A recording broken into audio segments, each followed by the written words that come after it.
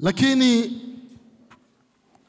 nilisema ni muhimu kwa sababu inakusaidia kuisikia sauti ya Mungu na kumtegemea yeye. Nilisema mambo mengi katika juu ya somo lile.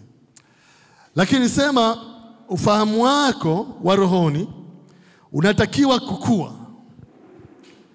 Kwa sababu utakapokuwa utasikia sauti ya Mungu. Lakini pia itakusaidia katika kumtegemea yeye. Bwana asifiwe sana. Lakini pia nilisema kwamba ni muhimu kwa sababu katika ile hali ya kukua na kumtegemea Mungu na katika hali ya kukuza ufahamu wako katika mambo ya rohoni, nilisema pia kwamba ndani yake kulikuwa na majibu ya kila changamoto unayopitia. Kila changamoto. Sasa unafahamu, unaweza ufahamu ukakua. Lakini kama kuna kifungo fulani ambacho kinatawala kwa jinsi moja ama nyingine, kinaweza kikafanya kukuchelewesha katika mambo. Kwa hiyo leo nataka nishughulikie hii, kufungua ufahamu wa rohoni. Wakati uliopita ilikuwa kuukuza, lakini wakati huu ni kuufungua. Kwa nini? Ni kweli tumeokoka, tunampenda Yesu, na tunapookolewa tunasafishwa, tunafanyika wana wa Mungu, tunafanyika watoto wa mfalme. Ya kale yote yanapita, kila aina ya changamoto zinapita, zote tunaanza upya kama viumbe wapya. Ni kweli kabisa.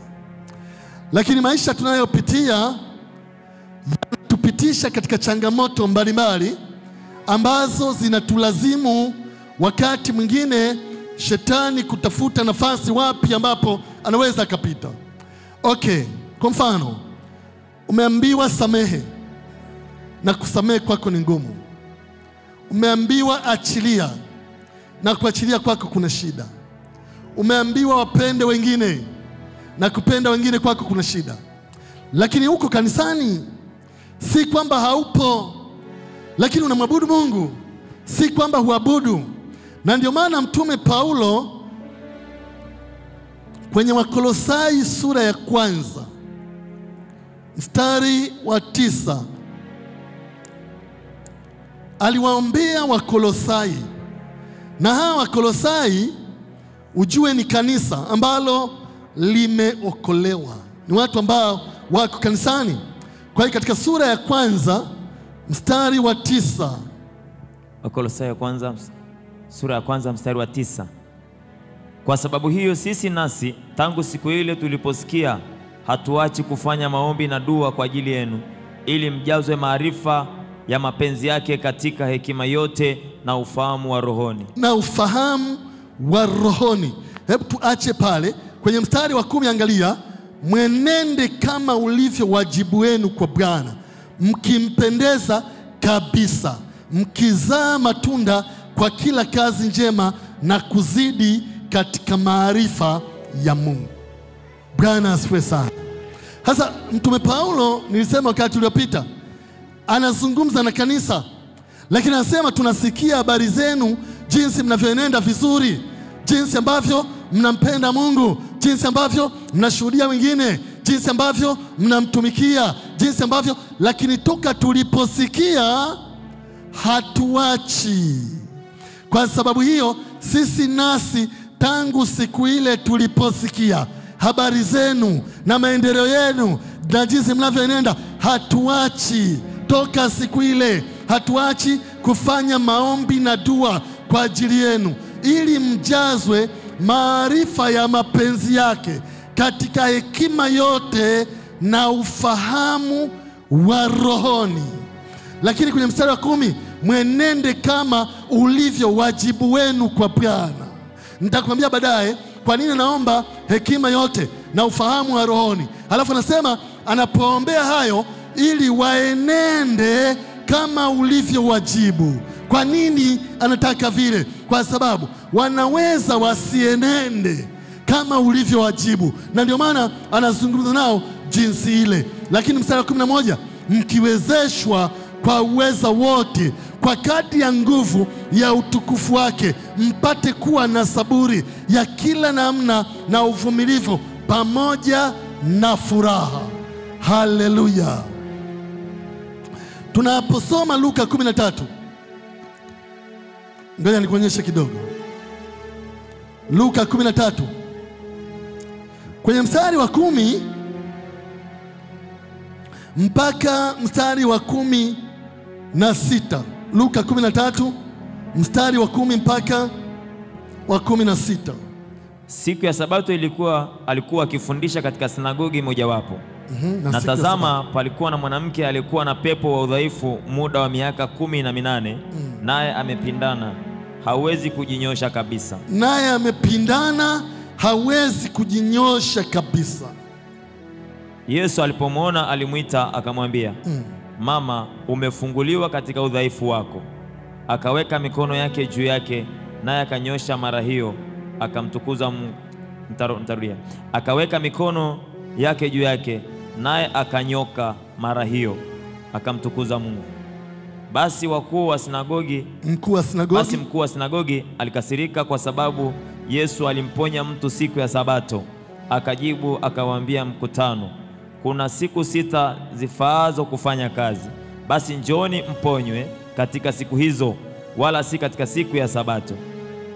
Asante. Mstari wa 15, 16. Lakini Bwana akajibu akasema, enyi wanafiki, kila mmoja wenu, je, hamfungui ng'ombe wake au punda wake siku ya Sabato katika zizi aende naye kumnywesha?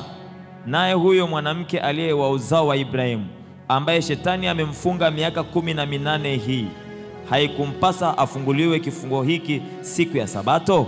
Asante sana. Ili andiko nimetaka kulisoma kwa makusudi. Hawa watu wa Yahudi walikuwa na sehemu wanaabudu ambazo wanakutanika, na walikuwa wanakutanika kila siku pengine, au kila wiki, pengine hata baada ya wiki 2 wanakutanika, lakini walikuwa wanakutanika kanisani. Walikuwa na mahali ambapo wanakutanika, ambapo kusanyiko lote linakutana pale. Na unajua siku ya Sabato wakawa pia wamekusanyika pale, na Yesu kisha ikatokea naye ameingia pale katika lile kusanyiko. Kwa hiyo alikuwepo pale, na alipokuwepo pale ibada iliendelea, sifa ziliendelea, kuabudu kuliendelea, na huyu mama alikuwepo pia akiabudu pale. Na unajua alipokuwepo Yesu akashangaa, kwa sababu alipomwona huyu mama alikuwa amepindana mgongo.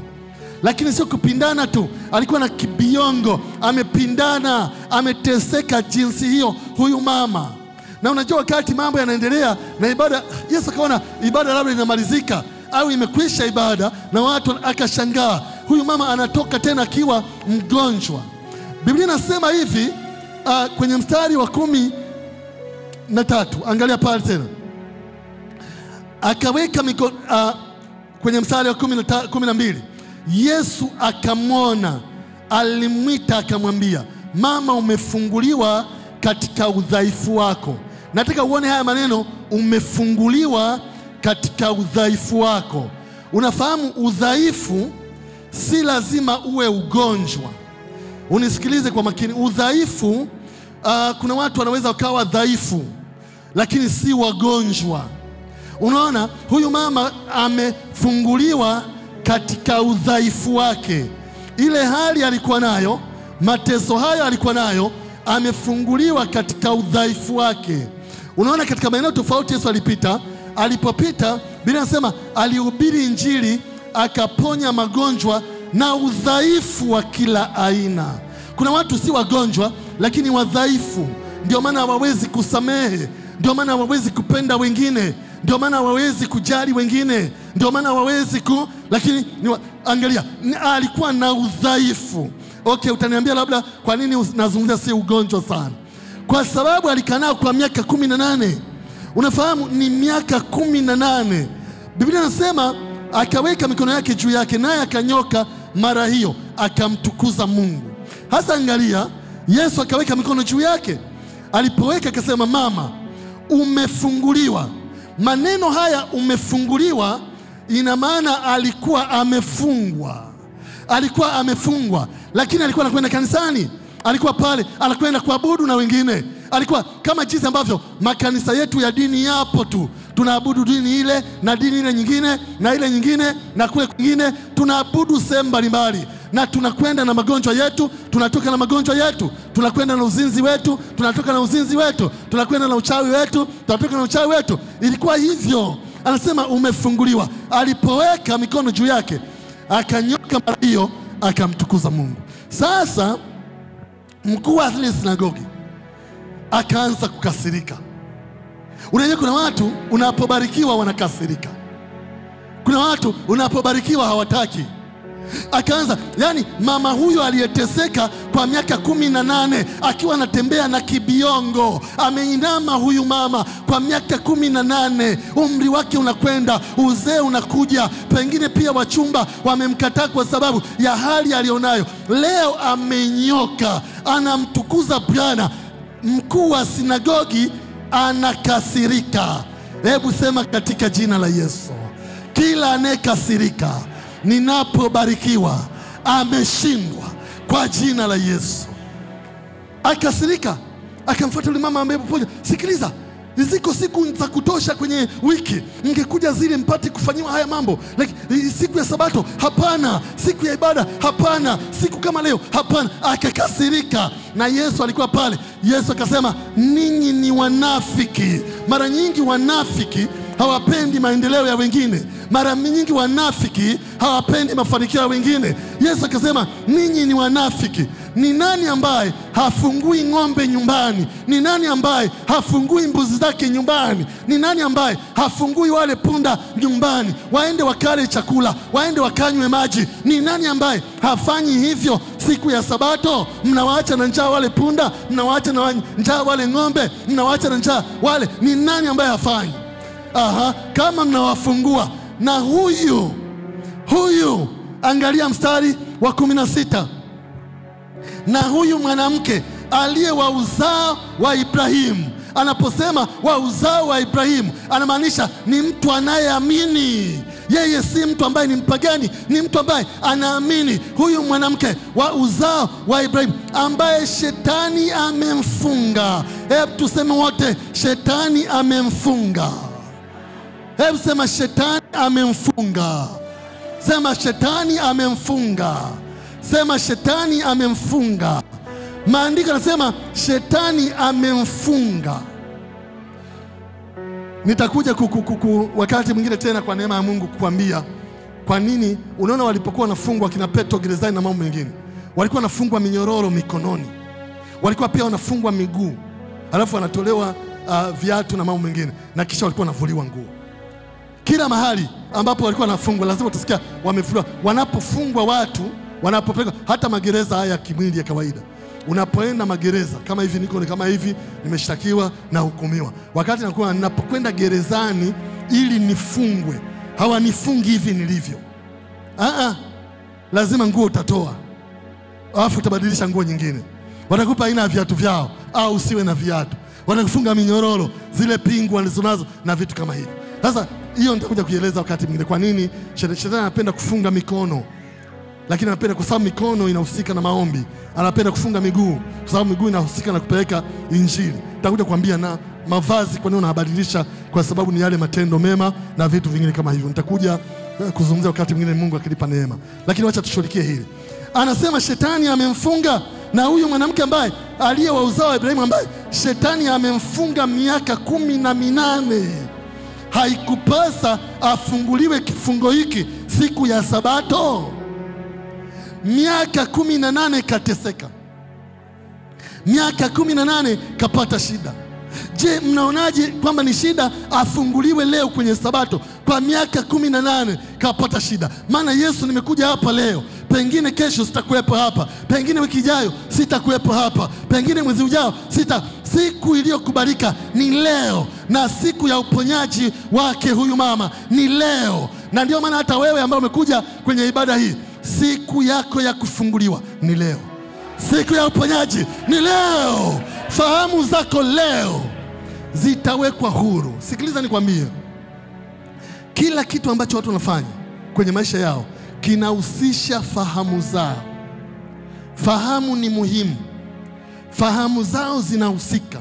Shetani akitaka kumteka mtu, shetani akitaka mtu asifanye kitu cha maana, shetani akitaka mtu ashindwe kwenye vitu, anashughulika na fahamu za mtu. Ni kitu ambacho lazima uweze kufahamu. Nitakuonyesha tu mbele, utaendelea kunielewa.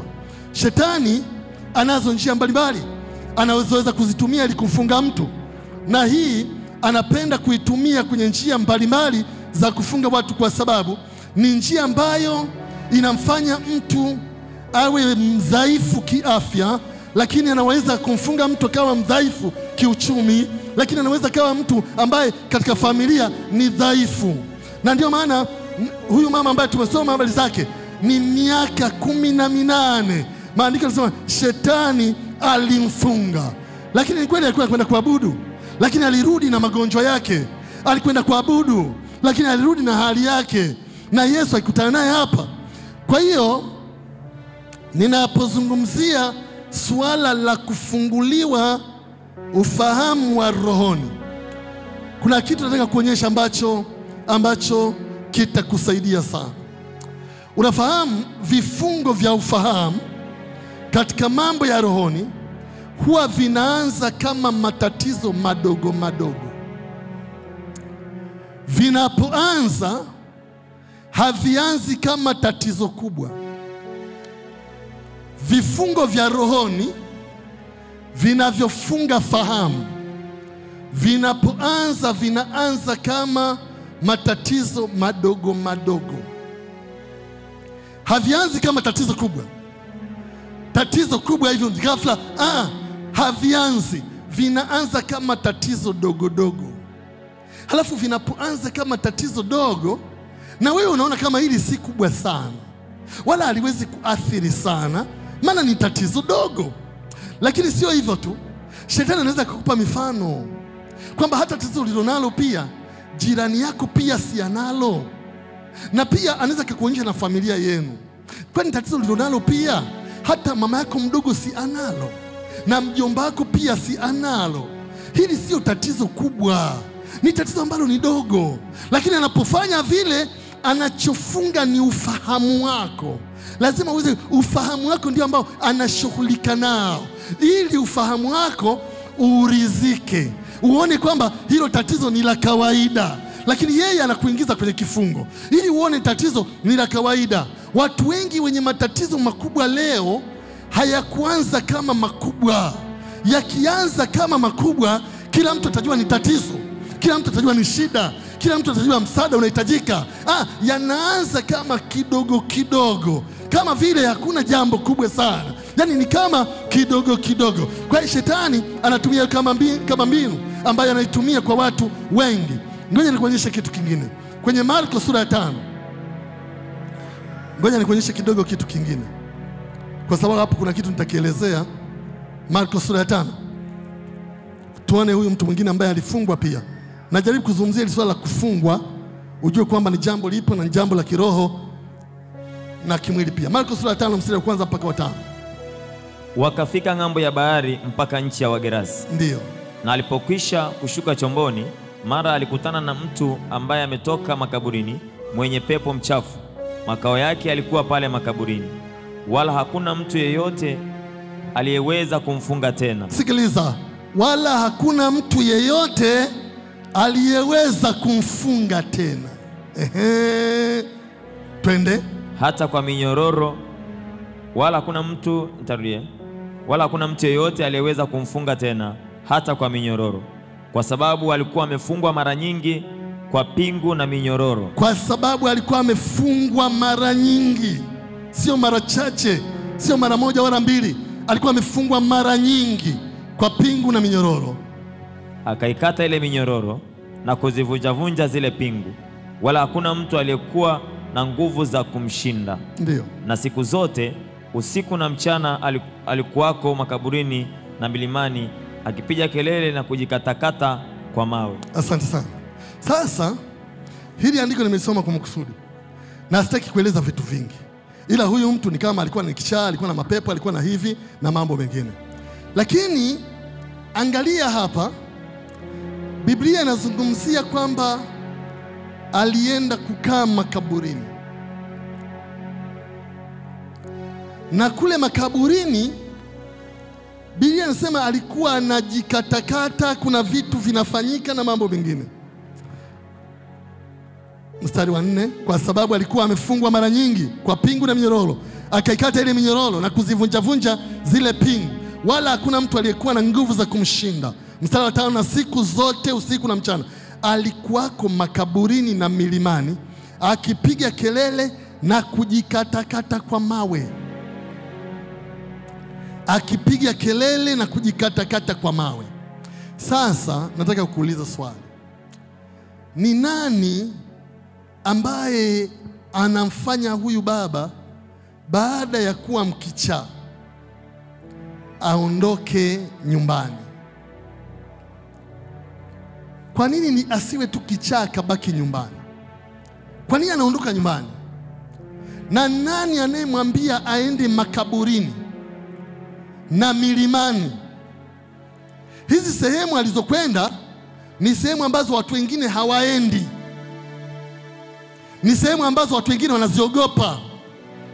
Tena siku hizi ndio unaona watu wanaweza kukatiza kwenye makaburi, wameweka barabara ya njia ya kupita kwa miguu. Mimi zamani nilipokuwa mtoto kule kijijini kwetu, kwanza makaburi yenyewe alikuwa ni mbali na kijiji, anaenda mbali, watu wanapeleka mbali misituni huko.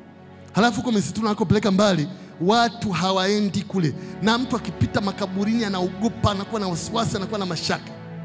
Hasa huyu baba alikuwa yeye anakwenda makaburini.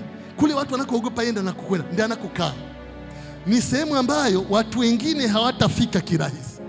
Lakini watu wengine wamejaribu kumfunga, wamejaribu, anakata minyororo, anakata pingu, anakata hivi na mambo mengine. Ila sasa yuko makaburini, na pia akitoka makaburini anakwenda milimani, na kule anachofanya anapiga kelele. Yuko milimani anapiga kelele, huko mabondeni, kwenye vijiji wapi mnamsikia huko. Yeye anapiga makelele. Halafu akiona amepiga kelele kiasi cha kutosha, saa ya kupumzika anachukua mawe, anajikatakata kwa mawe. Kuna kitu ambacho nataka kuonyesha hapo ambacho ni muhimu sana. Kwa kawaida vifungo ndivyo vinavyowaweka watu mbali na watu wengine. Wewe nisikilize. Ukiona mtu hataki kukaa na wengine, ukiona mtu anayetaka kukaa mbali na watu wengine, kuna kifungo. Anaweza kaonekana kwa macho yuko vizuri, anaweza kaonekana kwa kazi yuko vizuri, anaweza kaonekana tu yuko vizuri kwa kawaida, anaweza kaonekana anavaa vizuri tu kawaida, anaweza kaonekana, lakini hiyo tu hali tayari kuna kifungo ambacho ni vifungo ambavyo vinaweza kumweka mtu mbali na watu wengine. Lakini pia haviweki tu mbali na watu wengine, vinaweza kumweka mtu mbali na kazi, vinaweza kumweka mtu mbali na ndoa, vinaweza kumweka mtu mbali na watoto, vinaweza kumweka mtu mbali na uzazi, vinaweza kumweka mtu mbali na harusi. Kuna watu hata wangechumbiwa mara 10, zote mara 10, 8 kati yao wamemoa, na wamemoa kienyeji na kumchukua kienyeji na kumwacha kienyeji. Hawezi kuolewa kwa harusi. Yaani vinamweka mbali. Kuna vinavyoweka mtu mbali huwa ni vifungo. Vinamweka mtu mbali na uzazi pia. Uzao, unaona, ni vifungo. Lakini pia vifungo vya kiroho ndivyo ambavyo vinawafanya wengine wajidharau. Unafahamu ile hali ya kujiona mimi si kitu, mimi siwezi, mimi nitashindwa, wacha wengine wafanye, mimi ndio nani, maisha yangu ni haya tu, ngoja nijikalie hivi tu. Yani unakaa tu umechoka, unakaa tu huna mbele, unakaa tu huna nyuma, unakaa tu hujijali, unajiona kama wewe si kitu. Kwa nini? Kwa sababu hujasoma. Kwa nini? Kwa sababu huna pesa. Kwa nini? Kwa sababu nduguzo si matajiri. Kwa nini? Kwa sababu si huna sura nzuri. Kwa nini? Kwa sababu unajidharau. Ile hali ya kujidharau mwenyewe ni kifungo. Ndio kwa sababu fahamu ndizo zimeshughulikiwa. Ni fahamu ndio zinakuweka mbali na watu, lakini ni fahamu ndizo ambazo zinakufanya ujidharau. Anayekwambia wewe hukusoma ndio maana uko vile ni nani? Anayekwambia ni kwa sababu wewe baba yako alikufa mapema ndio maana uko vile ni nani? Anayekwambia ni fahamu zako zinatekwa na shetani, anazifunga, anakuambia ni kweli, wewe maisha yako yako hivi tu kwa sababu hujasoma. Yani wewe huna pesa, yani wewe huna. Sikilizeni kanisa, niwaambie, Bwana tuliyempokea ni Bwana wa mabwana, falme wa wafalme, Mungu asiyeshindwa. Hata kama hujasoma, anaweza kukutoa ukaenda mahali. Hata kama huna elimu ya kutosha, anaweza. Lazima fahamu yako ibadilike, ile ambayo inasema ugonjwa huu ni wa kurithi familia yenu, na kwamba hiyo kansa inawaueni wote, kila mmoja itamua. Yani ni fahamu zinashughulikiwa. Juzi hapa mama alipita kwenye changamoto, alikuwa ni mgonjwa. Sasa kuna watu wakajaribu kushughulikia fahamu zake, ila mama yeye akawakabili pale pale. Bwana asifiwe sana. Ile daktari akamcheki, akamwambia hii hali kwa kweli inavyoonekana, hii ni dalili ya kansa. Hii ni kansa moja kwa moja. Unaona? Anachoshughulikia yule nini? Fahamu. Ila mama pale pale akamwambia, nimeugua hata wiki bado na kansa imeshatokea. Hamna kansa kwa jina la Yesu. Kwa sababu kinachoshughulikiwa nini? Ni fahamu. Sema amen. Juzi binti mmoja, kuna jinsi ambavyo labda angekuwa anashughulikia fahamu zangu kwenye hoteli moja. Huyu binti ameajiriwa kwenye hoteli, na kwenye hoteli ukiwa umelala asubuhi wanakupa chai. Sasa kwa sababu wanakupa chai, huyu binti ameajiriwa, lakini yeye ni mchoyo. Mimi kama mchungaji ninajua, kwa sababu anapohudumia unajua huyu ni binti wa jinsi gani. Yeye ni mchoyo. Kwa hiyo asubuhi ile chai, anaweka chai pale kikombe kile, anakumiminia, afu hata chai haina moto ya kutosha. Chapati moja anaikata kama vipande vitatu, anaweka kimoja pale, hiyo chapati ataweka kwa mwingine. Yani hata kama watu wanakula chapati moja moja, anaweka kipande, anafanya hivi na wao mwingine. Kwa hiyo sasa nikawa nimelala pale. Baada ya hapo, kwa hiyo nikajijengea kwenye fahamu zangu kwamba huyu binti ni mchoyo, lakini pia hii hoteli haitoi chai nzuri. Bwana asifiwe sana. Alichofanya yule binti, alikuwa ameshughulikia nini? Mbona hamjibu sasa jamani, na nyinyi ni Wachaga? Ameshughulikia nini? Fahamu. Sasa siku moja tukalala pale na mama mchungaji kwenye ile hoteli. Kwa hiyo fahamu ilikuwa imeshashughulikiwa kwamba yule binti ni mchoyo. Kwa hiyo hata chai yake, kwa hiyo hata chai haivutia asubuhi ukiamka uende ukanywe. Kwa hiyo tukalala na mama mchungaji, ikafika saa 4. Ilipofika saa 4, saa za chai zimekwisha, hatukutaka kuagiza chai yao. Kwa hiyo tukatoa oda yetu sisi. Tukatoa oda yetu sisi wenyewe, kwamba tuomba utengeneze hiki na hiki na hiki na hiki. Oda, ukitoa oda wanatengeneza, alafu utalipia. Kwa hiyo wakaanza kutengeneza ile oda yetu ambayo tumetoa. Baadaye wakatuita. Saa za chai zimepita, zilikuwa saa 4 imeshapita, sasa kama saa 4:30 na kuendelea. Kwa hiyo saa za chai zimeshapita, kwa hiyo ile ni oda yetu. Kwa hiyo tukaenda kwa ajili ya ile oda yetu ambayo tumekwenda nayo. Ila ilipoletwa tukiwa na mama pale, wakati wanahudumia, tukashangaa wahudumu ni wengine. Sio wale ambao tuliwazoea, wale ambao ni wachoyo ndio kuambia. Sasa wakati tukiwa pale, mama akawaambia, chai yangu leo sijanywa. Wakasema, mama ipo tukuletee. Akasema, niletee. Bwana asifiwe sana. Akasema, niletee. Sasa sisi tumeshaagiza pale, tuna samaki, supu ya samaki, tuna chapati, sisi tuna nini, tuna vitu tumeshaagiza. Kwa hiyo meza tayari imeshajaa. Kwa hiyo wakaenda kuleta, lakini katika hali ambayo kama ya kuangalia wataleta nini. Katika hali kama ya kuongeza tu, kama kutakuwa na kilichopungua basi tuongeze. Kwa hiyo walipoenda kuleta, kumbe wamebadilisha wale wafanyakazi. Huyu alienda kuleta sasa, ameleta beseni limejaa namna hii. Yani beseni limejaa, amebeba hivi. Lina chapati, lina andazi, lina kiazi, lina supu ya kuku, lina chai ya maziwa, lina kipande cha mkate. Yani beseni limekuja limejaa namna hii. Alafu hiyo ni ya mmoja, anaenda kuchukua ya mwingine tena. Kwa hiyo tukashangaa, chapati sasa, mama hali chapati, hali mandazi, hali hivi vitu tele mezani. Bwana asifiwe sana. Vitu vya tele mezani. Ninachojaribu kuonyesha, yule wa mwanzo alishughulikia fahamu na akafanikiwa. Tukajua hoteli haina chai, hoteli mambo ya chai iko hovyo na mambo mengine, na fahamu akawa ameshughulikia. Hasa huyu mwingine tena, sasa hivi tukienda pale tena itabidi tusitoe tena ile oda yetu, tufuate ile oda ya kawaida ya hoteli, kwa sababu kumbe hoteli iko vizuri. Sema amen. Fahamu zinashirika kwa jinsi fulani. Kwa hiyo shetani anataka ulizike kwamba hii ndio hali yenu. Watu wengi pia wanayo hili tatizo. Kwani kwenu nyie nani ameolewa kwa harusi? Kwani nani ambaye ameshapata mtoto kwenu? Kwani nani ambaye yani unarizika? Ukisharizika anakufunga pale. Yani anachotafuta ni anafungia pale. Yani ndicho ambacho anafanya. Kwa hiyo ile hali ya kujiona kwamba sijasoma, kwamba mimi sina kitu, kwamba mimi ni maskini, kwamba mimi sina baba, kwamba mimi, hiyo ni kifungo. Jua kwamba kuna kifungo ambacho shetani anataka kuweke mahali. Lazima ujue, utafute jinsi ya kutoka. Lakini pia vifungo hivi ndivyo vinavyofanya watu wafanye mambo ambayo hata wao wenyewe hawayataki. Hili ni jambo la tatu nakwambia. La kwanza nimekuambia vifungo hivi ndivyo vinavyowaweka watu mbali na watu wengine.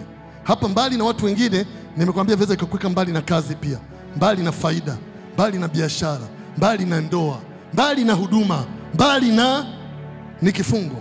Lakini nimekuambia pia vifungo hivi ndivyo vya kiroho, ndivyo ambavyo pia vinawafanya wengine wajidharau. Ile hali ya kutojithamini, kutojiona wewe ni mtu wa kipekee, umeokolewa kwa damu ya thamani, wewe ni mwana wa Mungu, mnaitwa makuhani wa kifalme katika Biblia, mmepewa mamlaka ya kukanyaga nyoka na nge, mmepewa mamlaka ya kutembea kifua mbele. Mapepo yanapokuona na majini yanapokuona yanakupisha barabarani, ni wewe tu hujui, yanakuogopa, ni wewe tu ambaye hujui hilo. Kwa hiyo ile hali ya kujidharau ni tatizo. Lakini hapa nakwambia jambo la tatu, hivi vifungo ndivyo ambavyo vinafanya watu kufanya mambo ambayo wao wenyewe pia hawayataki. Yani kuna mambo unafanya au unaweza ukafanya ila wewe pia mwenyewe hutaki. Kama huyu baba alikuwa anakaa makaburini, yeye mwenyewe pia sio kwamba anataka kukaa makaburini, lakini hicho kifungo kikamfanya afanye hayo ambayo hata yeye hayataki. Yeye pia si kwamba alikuwa anapenda kujikatakata, lakini kile kifungo kikamfanya ajikatekate. Wale manabii wa Baali kwa mfano, Biblia inasema walijikatakata pia kwa visu na viwembe. Wanafanya vile ingawa ni sehemu ya imani, lakini ni kifungo wanacho kwenye fahamu zao za rohoni. Kuna kifungo wanacho kinawafanya wafanye vitu ambavyo hata wao hawataki. Unaona, ni kifungo ambacho kinafanya watu wafanye vile.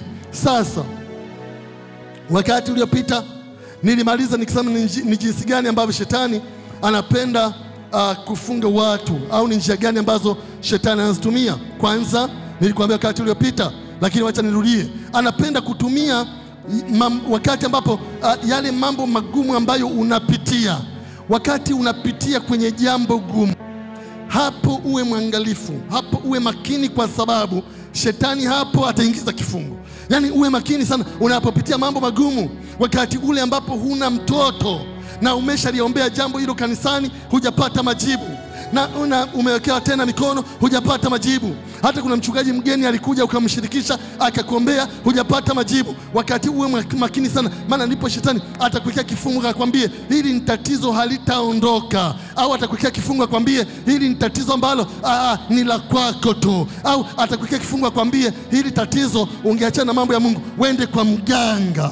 Unaona, wende kwa wachawi. Atakuwekea kifungo unapopita katika mambo magumu. Lakini kwenye Biblia wakina Ayubu walipita kwenye mambo magumu na fahamu zao zilijaribu kushughulikiwa, lakini walikuwa salama, walipita na wakaweza kushinda. Unapokutana na mtu ambaye anapita kwenye changamoto, halafu anapopita kwenye changamoto anasema maisha ninayopitia mimi bora tu ninywe sumu, kuishi kwa nini?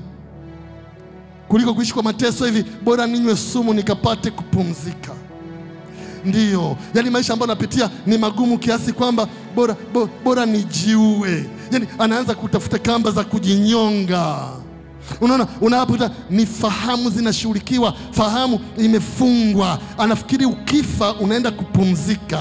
Anafikiri kwamba akifa bila Yesu, akifa kwa kunywa sumu, kwa kujinyonga, anafikiri anaenda kupumzika.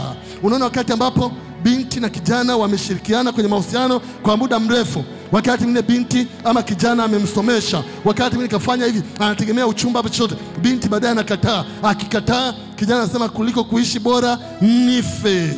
Kilichoshughulikiwa ni fahamu zake. Fahamu zimeshughulikiwa, na baada ya kushughulikiwa zinampeleka huko ambako zinampeleka, kwamba bora nife. Na ndio maana unakuta mtu amekufa. Wakati fulani kuna baba mmoja waliwahi kutangaza habari zake. Huyu baba, yeye alioana na mke wake kwa harusi nzuri, na harusi ilikuwa safi kabisa, iliwekwa kwenye mitandao na kila sehemu. Lakini wakati mmoja akampigia mke wake simu, na alipompigia akamkosa mara 42. Yani kukawa na missed call 42 akiwa hajampata. Baada ya kuwa hajampata, fahamu zake zikashughulikiwa. Fahamu zinashughulikiwa, zikisha kule rohoni, zikisha akasema nikimuona tu lolote liwe. Na alipomuona kachukua bastola, kampiga bastola, kamuua, na yeye mwenyewe akajiua kwa bastola. Unafikiri ni kitu gani? Sikiliza, yani mwanamke akukatai ufe, au mwanaume akukatai ufe. Hao wanaume waliojaa mpaka wamepitiliza, hao wanawake waliojaa mpaka wamepitiliza. Hata ukiwa bingwa kama Sulemani, ukaoa 1000, bado utawaacha tele tu dunia hii. Ufe kwa nini? Kwa sababu ya mwanamke. Ufe kwa nini? Kwa sababu ya mwanaume. Wapo tele. Haleluya! Ni kitu gani? Lakini angalia, Misri iko 42. Umemkosa Misri, nini kinakusumbua? Labda alikuwa na mtu mwingine, si wachane naye ukachukua mwingine. Kama unaona kama imezidi, achana kachukua mwingine. Si wako tele. Kwa nini ufe? Kwa nini uingie kwenye? Ni fahamu zinashughulikiwa, fahamu zinafungwa. Hebu sema katika jina la Yesu, fahamu zangu hazitafungwa, hazitafungwa, hazitafungwa kwa jina la Yesu. Si unasikia kwamba ninakupenda sana, niko tayari kufa kwa ajili yako. Yani ule ni uongo.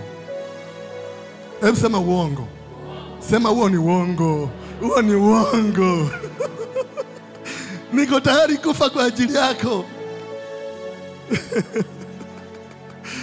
Tulivyokuwa primary, tulikuwa tukiandikana barua, simu hazikuwepo na nini. Sasa nikinywa kwenye maji na kuona kwenye glass. Huo ni uongo. Hebu sema huo ni uongo. Sema huo ni uongo. Kama ni ukweli, pale watu wakiwa pale parapanda Italia, jamaa wale vijana wameshaingia ndani ya kaburi pale, wanapokea jeneza. Simama huko pale, sema jamani, nilisema mimi niko tayari kufa pamoja na akifa na mimi nafa. Naomba leo jirusha kule kaburini, labda nifukieni pamoja naye. Nifukieni, nife tu. Yani ameondoka, huyo mke wangu ameondoka, huyu mume wangu, nife pamoja naye, jifukie basi kule.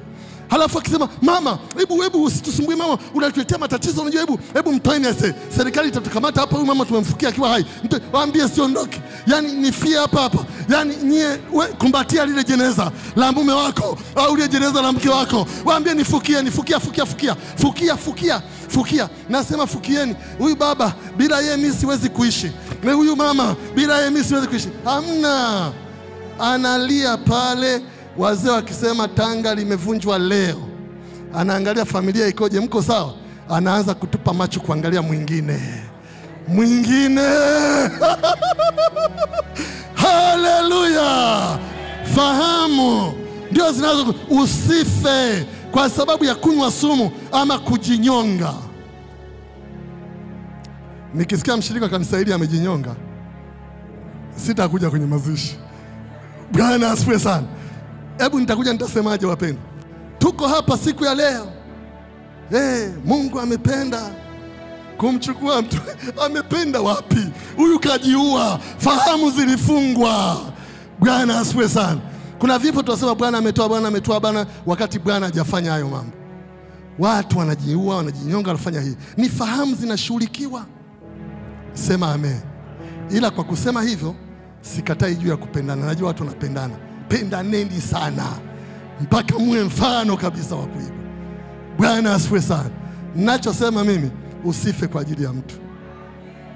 Sema amen. Sema amen. Kama yeye ameondoka, ubaki utimize mapenzi ya Mungu baada ya yaliyobaki. Mimi ukiwa mjanja sana, kama ni mwanaume sema sitaoa tena. Hiyo nitakuona kidogo mjanja.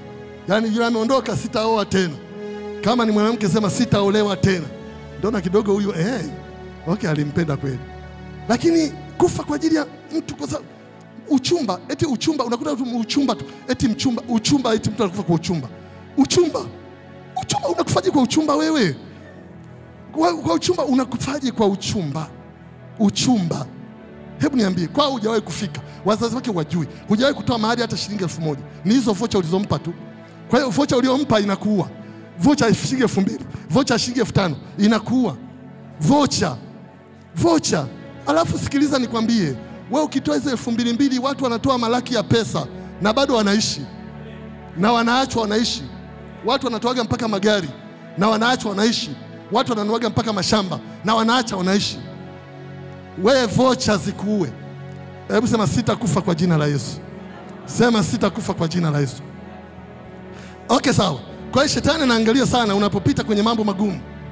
Hapo uwe makini. Unapopita kwenye changamoto uwe makini, mambo yakiwa uwe makini, yani uwe makini hapo. Kwenye fahamu zako uwe makini, atakufunga mahali usipokuwa makini. Jambo la pili, anapenda kutumia zile nyakati ambazo mtu ametendewa vibaya. Wakati umeumizwa, umepoteza amani, wakati umeumizwa, umepoteza furaha, wakati umeumizwa, hali yako iko vizuri, ni jambo ambalo lazima uweze kufahamu kwamba wakati huu shetani anataka kufunga ufahamu wako. Wakati umetendewa vibaya, ndipo watu wanaposema kwamba yani mimi natafakari alivyonifanyia.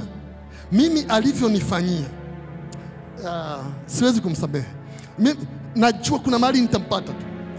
Juzi nikasikia kuna harusi moja, watu walifanya harusi ukumbini, harusi ilikuwa ni nzuri, ilienda vizuri, lakini baada ya kwenda vizuri, baada ya harusi tu, bwana harusi na bibi harusi wakafa. Walipokufa, watu waliofuatilia wanasema ni binti ambaye alikuwa ex wa yule kijana ndiye ambaye amewawekea sumu kwenye chakula cha harusi. Japo watu walishangaa kwamba akapataje nafasi mpaka kwenda kupita kwenye chakula mpaka akakifikia chakula chao, lakini yeye ndiye ameweka sumu. Hasa angalia, kwa sababu alitendewa vibaya, kwa sababu aliachwa tu. Unaona? Yani kutendewa vibaya, sikilizeni waambie, maisha tunaishi kwenye mazingira tofauti, tumelelewa tofauti, malezi tofauti, kila mali tofauti. Kwa hiyo kuna watu wengine wanatenda vibaya kama sehemu ya maisha yao tu. Aikutendea vibaya, wewe endelea na maisha yako. Maana hapo shetani anatafuta kufunga mahali. Yaani anatafuta kuwekea mtego. Wewe endelea na maisha yako. Huli kwa mtu, hulali kwa mtu, hakuna anayekuvika, hakuna anayekufanya chochote. Kwa nini uteseke na mtu? Kama huli kwake na uvai kwake, kitu gani kinakutesa? Kwa hiyo unapotendewa vibaya, uwe mwangalifu.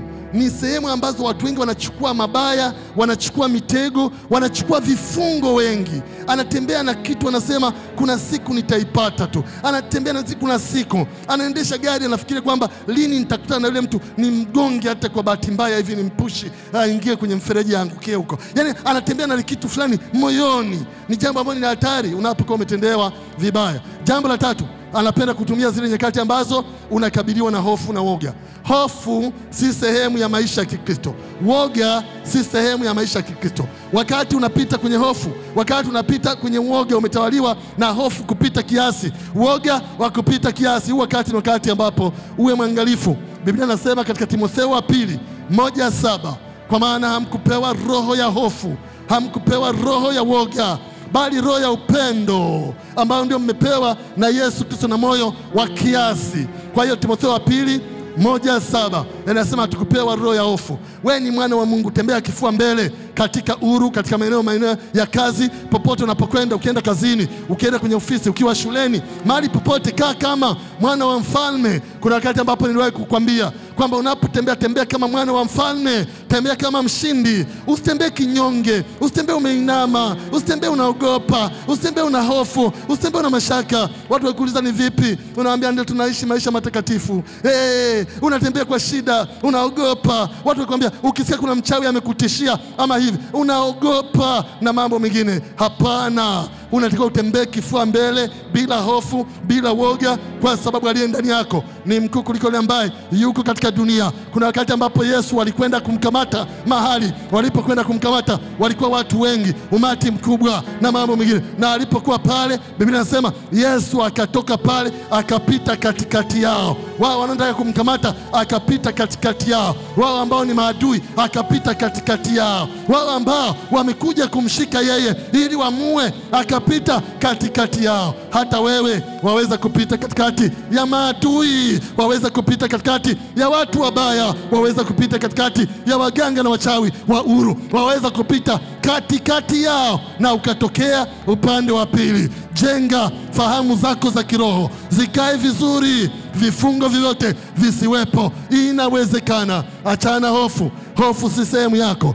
Lakini kuna jambo la 4 ambalo shetani anapenda kutumia. Shetani anapenda kutumia zile nyakati ambazo umekataliwa na watu wengine. Kuna nyakati ambazo tunakataliwa na ndugu. Kuna nyakati ambazo tunakataliwa na familia. Kuna nyakati ambazo tunakataliwa na wafanyakazi wenzetu. Kuna nyakati ambazo tunakataliwa na wanafunzi wenzetu. Zile nyakati ni nyakati ambazo ni hatari. Lazima uwe mwangalifu, kwa sababu ni nyakati ambazo zitaleta matatizo kwako. Wakati mwingine migogoro ya kifamilia au mahusiano, kwenye mambo ya uchumba, kwenye mambo ya ndoa au malezi ya watoto au chochote kile, chaweza kuleta changamoto. Marafiki wanaweza kukukataa, ndugu wanaweza kukukataa, popote pale. Hizi nyakati unapoona kuna hali ya kukataliwa, uwe mwangalifu sana. Shetani anaweza kaingiza kifungo kwako, ukaanza kuchukia watu, ukaogopa kukaa na wengine, ukaogopa kuomba kazi, ukaogopa kutafuta mchumba, ukaogopa kwa sababu ile hali inaweza kujengeka kwamba wewe ni mtu wa kukataliwa. Hata mchumba atakukataa, hata mwanandoa mwenzako atakukataa, hata watu wa kamati ukiweka ya harusi watakataa.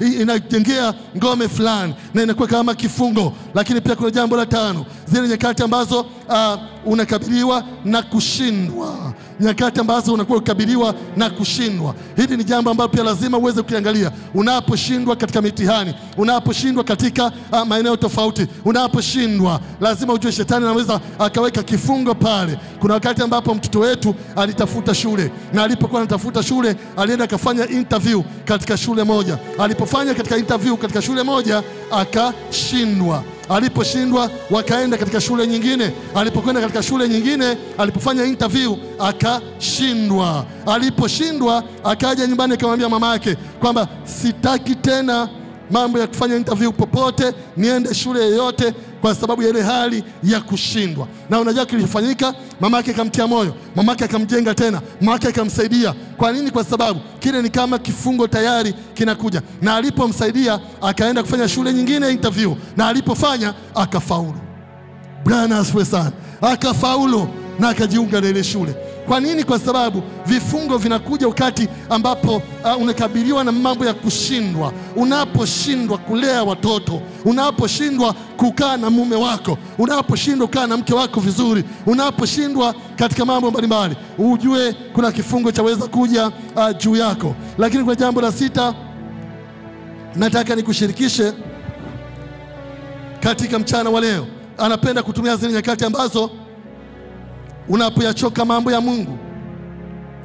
Wakati unaona ibada si muhimu kwako, wakati unaona kwenda kanisani si muhimu kwako, wakati unaona kutoa sadaka si muhimu kwako, wakati unaona kuchangia kazi ya Mungu si muhimu kwako, wakati unaona kama sifa na ibada ni kazi ya watu wengine, wakati unafikiri kwamba wewe uhusiki na kile ama hiki katika mambo ya Mungu, wakati ambapo watu wanakufa dhambini, ushuhudii Injili, wakaribishi kanisani, waleti kwenye vikundi na mambo mengine, wakati unaona kila kitu, yani unachoka mambo ya Mungu, huu wakati ni wakati ambapo ni wa hatari kwako. Unajua Samson alikuwa ni mtu mshindi wa kipekee sana, na ambaye alifanya kazi kubwa sana Samsoni. Lakini Samsoni aliangushwa na mwanamke Delila. Na unajua kilichomfanya kaangushwa na mwanamke? Kwa sababu ni kama mtu ambaye alichoka, kiasi kwamba ilifikia wakati ambapo fikra zake, mawazo yake, lakini fahamu zake za kiroho pia zikatekwa. Yule mama alifanikiwa kuteka fikra za kiroho, na alipofanikiwa wakamfunga Samsoni. Ndiyo, Biblia inasema kwamba alimbembeleza siku baada ya siku baada ya siku, ili aweze kwa wale wanaoandika andikeni, Waamuzi 16:4-7. Tutasoma Waamuzi 16:4-7, lakini pia utasoma kuanzia mstari wa 15 mpaka wa 21. Waamuzi 16 mstari wa 4 mpaka wa 7, lakini pia mstari wa 15 mpaka wa 21. Samsoni aliongea sana na huyu mama, na baada ya kuongea na huyu mama akasema, sasa kama kweli unanipenda, kwa nini unanidanganya? Kama unanipenda, kwa nini uniambia asili ya nguvu zako nyingi? Lakini kweli Samsoni, hivi kweli unasema unanipenda kweli? Hivi kweli uliwaambia hata wazazi wako unanipenda kuliko mtu yote mwingine? Yule mama alichokuwa anashughulikia ni fahamu za Samsoni za kiroho. Alikuwa anataka kuzitwist vile ambavyo ziko, azigeuze zikae jinsi nyingine. Alikuwa anazishughulikia, na unajua alizishughulikia kwa siku nyingi. Siku nyingi anamwambia Samsoni, anamdanganya. Kesho anamwambia Samsoni, anamwambia vingine. Kesho kutwa anamwambia Samsoni. Alimsumbua sana Samsoni mara kwa mara. Na unajua baada ya kumsumbua, baadaye Biblia inasema Samsoni akaona huyu mama amenisumbua sana. Fahamu zake zikaanza sasa kutekwa. Fahamu zake zikaanza sasa kufungwa. Fahamu zake zikaanza, ule ufahamu wa kiroho ukaanza kukamatwa. Akaanza kutoa siri. Biblia inasema yule mama akamlaza magotini. Alikuwa ni binti wa ajabu. Fikiria mwanaume akilazwa magotini, kwisha kazi. Bwana asifiwe sana. Amelazwa magotini. Kasema, Samsoni, hujaniambia asili ya nguvu zako. Maandiko yanasema Samsoni akaanza kueleza asili ya nguvu zake. Alipoeleza kwamba mimi asili ya nguvu zangu ni hivi vichungi vya nywele, kwa sababu toka nilipozaliwa mama yangu alipata neno la kinabii kwamba mimba itakayokuwa tumboni nitakapozaliwa, wembe usipite kichwani nisije nikanyolewa. Hivi vitu ambavyo unaona kichwani sijanyolewa toka nilipozaliwa, ndio asili ya nguvu zangu zilipo. Samsoni alikuwa mtu mwenye nywele nyingi. Samsoni kama leo ingekuwa ni hawa marasta, alikuwa ni mtu ambaye ana nywele zimejaa kichwani.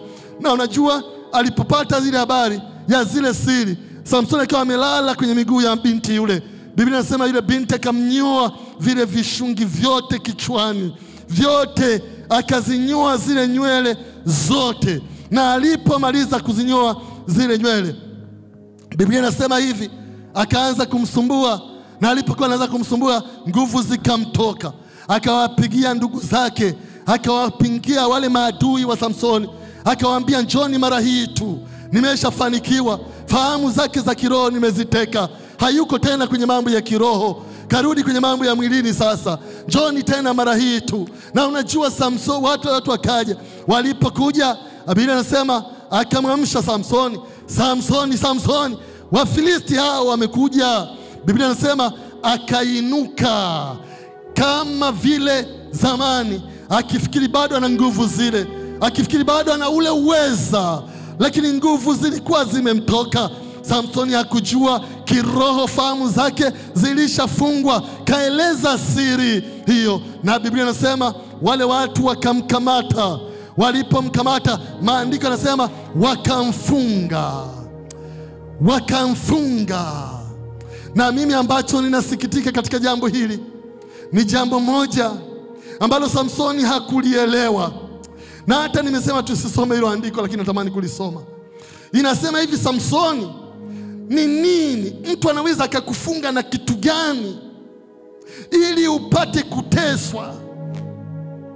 Ili upate kuteswa. Tutakufunga na nini Samsoni ili upate kuteswa? Samsoni anatakiwa asinduke usingizini. Samsoni anatakiwa hizo fahamu zake zione, lakini hakuona Samsoni. Hebu tumalize tu hapo. Nenda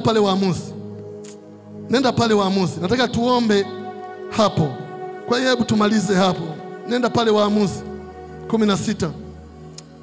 Yaani Samsoni, kati ya watu ambao ni wa kuonea huruma ni Samsoni. Fahamu zilitekwa. Waamuzi sura ya 16.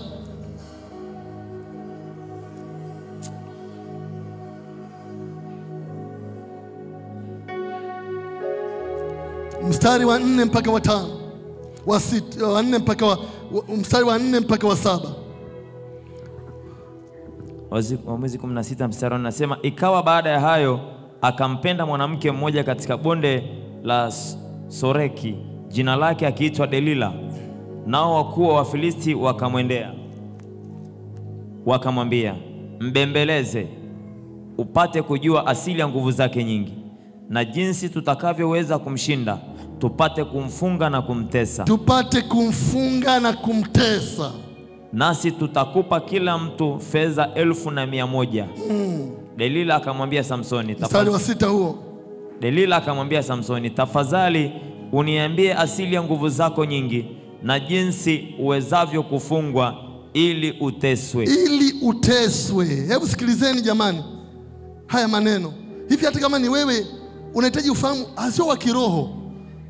Anasema Samsoni, mpenzi wangu, kipenzi, my dear, my sweetie, my darling, my carpet, my ukuta.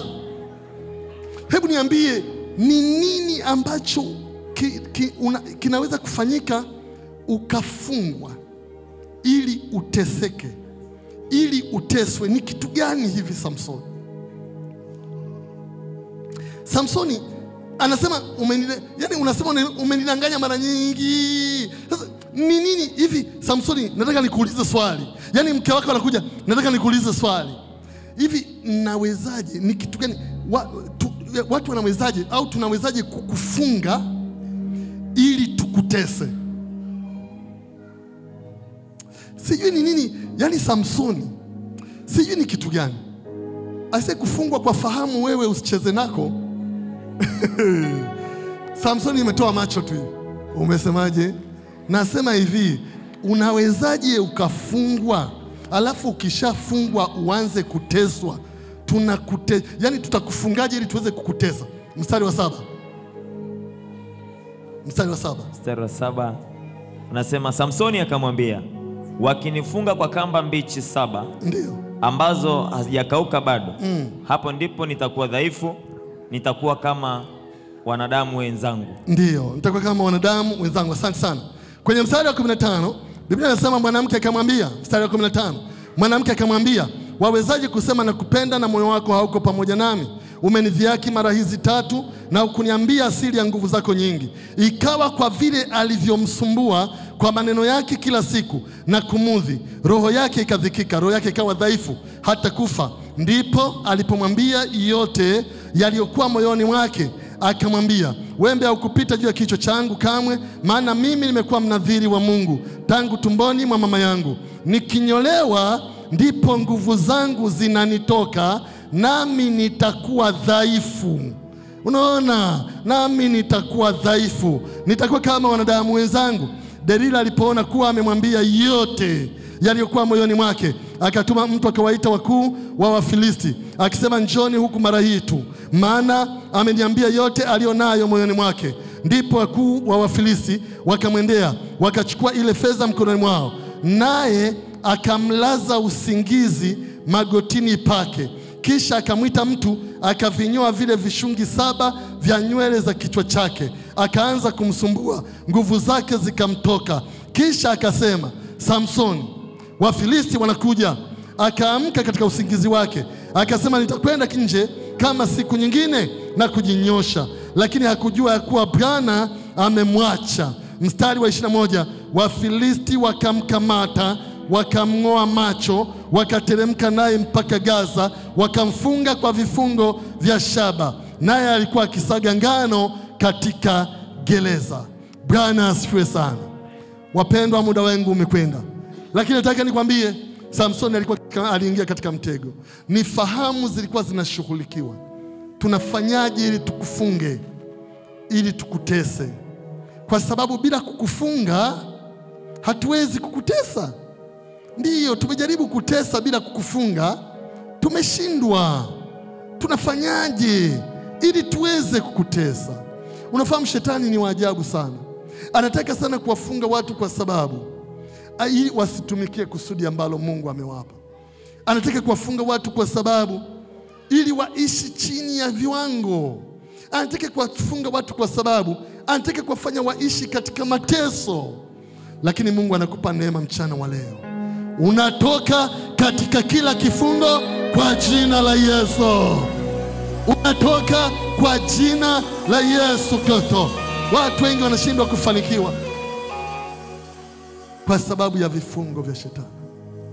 Lakini ngoja nikwambie, mimi nampenda Yesu Kristo kwa sababu katika Luka anasema kwamba amekuja ili kuwatangazia wafungwa kufunguliwa kwao. Na mchana wa leo natangaza kufunguliwa kwa fahamu zako. Uzione fursa, uyaone mafanikio, uone upenyo. Natangaza kwako kufunguliwa kwa fahamu zako mchana wa leo. Bwana akutendee na kuzidi. Bwana akutendee na kuzidi. Sikiliza nikwambie, kanuni ni rahisi tu. Ikiwa una kifungo chochote katika maisha yako, maisha ni ya kwako. Wewe ndiye ambaye unaishi na maisha ni haya haya. Kama kuna kifungo chochote, wewe ndiye ambaye utakijua. Lakini baada ya kujua kifungo, unaamini kwamba kwake Yesu Kristo hakuna lisilowezekana. Ukishaamini hakuna lisilowezekana, unaomba rehema kutokana na chanzo cha tatizo. Kwa sababu matatizo mengine vyanzo ni sisi wenyewe, mengine vyanzo ni familia zetu ama chochote. Baada ya hapo unafanya maombi ya kivita. Maombi ya kivita si maombi ya kulalamika. Hapana. Unafanya maombi ya kivita na kisha mwishoni unatembea katika neno. Kwenye maombi yako unalitumia neno. Kwa sababu kweli ndiyo itakayowaweka huru kutoka kwenye vifungo. Kuna wakati ambapo Petro walikosa samaki usiku kucha. Lakini walipokosa, Biblia inasema Yesu alipokuja anasema tumekosa usiku kucha, lakini kwa neno lako nitazishusha nyavu. Tumia neno. Tumia neno. Tumia neno. Simama, tumia neno jana wa leo. Inawezekana. Tumia neno. Weka mikono yako juu mchana wa leo.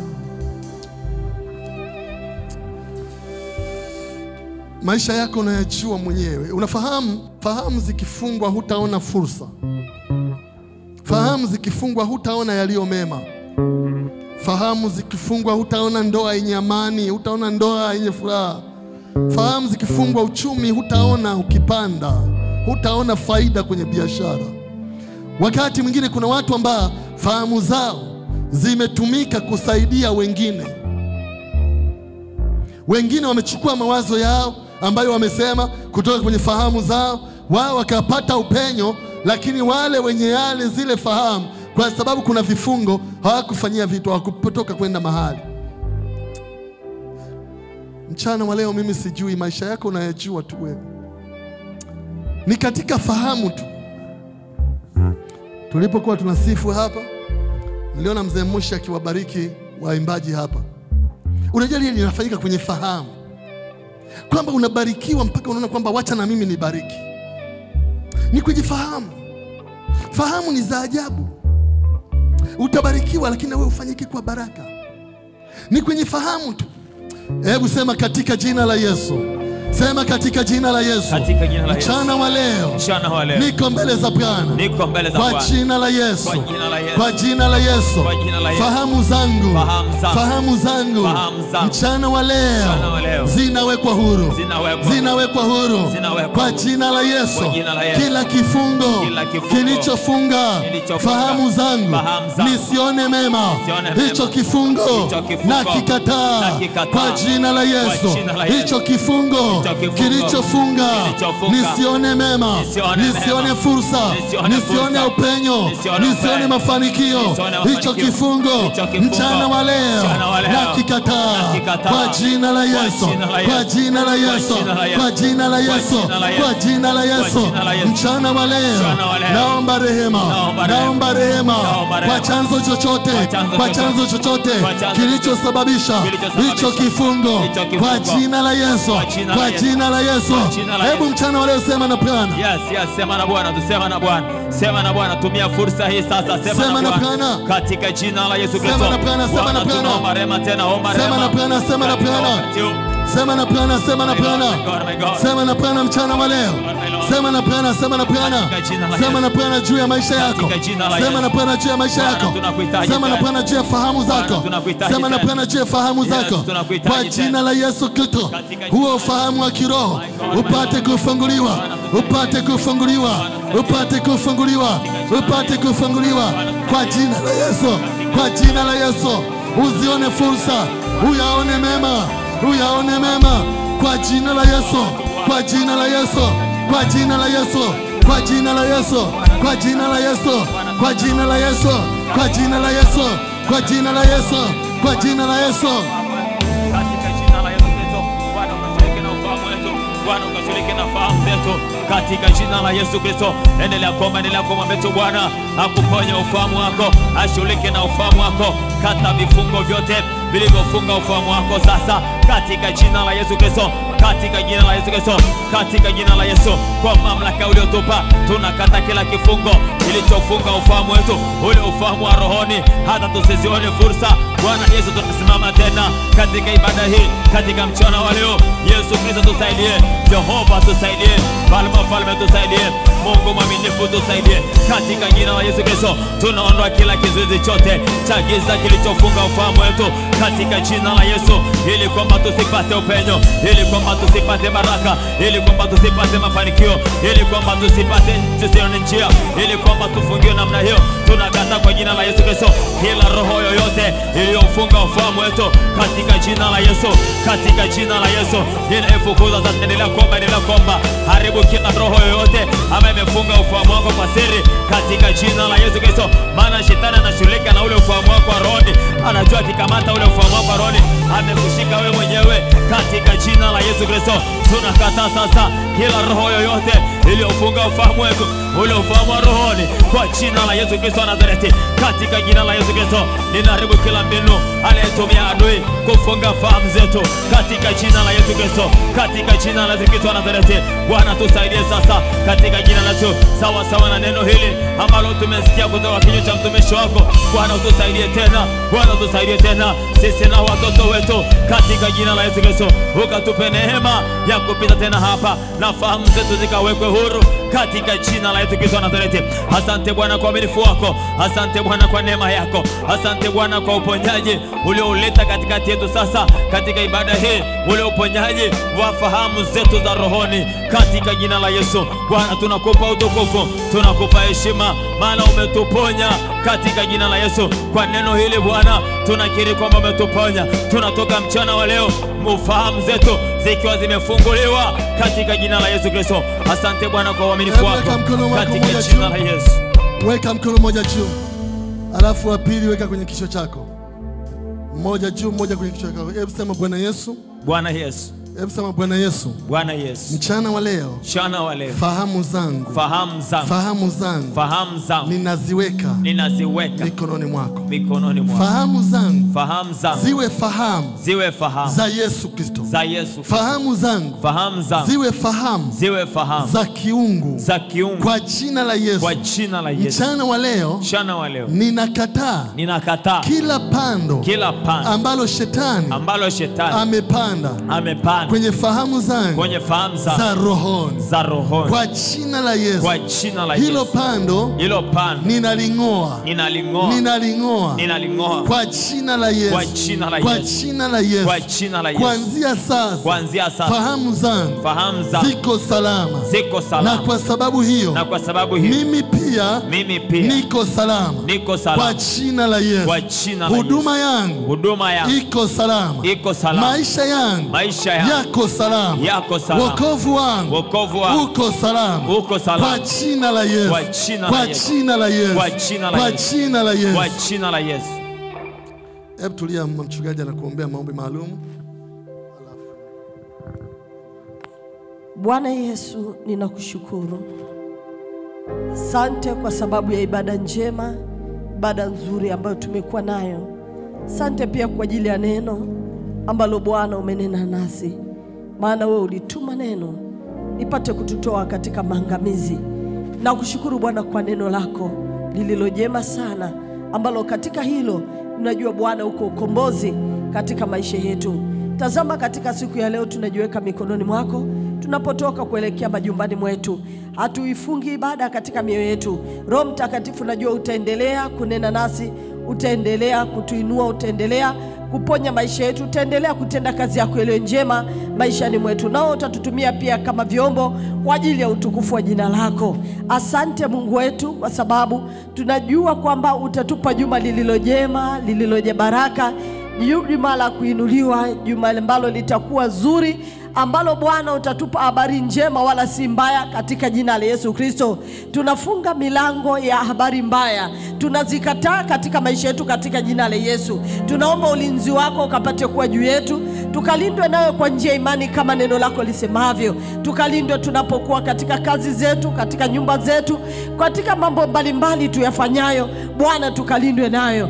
Asante Bwana Yesu, kwa sababu itakuwa ni siku njema ambao Bwana Yesu tutakuwa na furaha njema Bwana utakayoiweka katika maisha yetu. Tunajiweka mikononi mwako tena Bwana. Asante kwa sababu ya watoto wetu pia watalindwa na kutunzwa kupitia jina lako Yesu tumeomba na kushukuru.